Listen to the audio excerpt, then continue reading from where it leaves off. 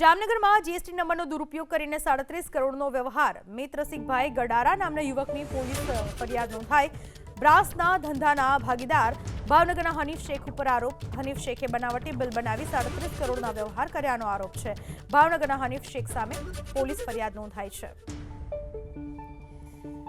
ભાવનગરમાં બ્રાસના ધંધાના ભાગીદાર હનીફ શેખ ઉપર આરોપ લાગ્યો છે। હનીફ શેખે બનાવટી બિલ બનાવી 37 કરોડના વ્યવહાર કર્યાનો આરોપ છે। ખોટા જીએસટી બિલ બનાવીને આખું કૌભાંડ આચરવામાં આવ્યું હતું, તેની સામે પોલીસ ફરિયાદ નોંધવામાં આવી છે।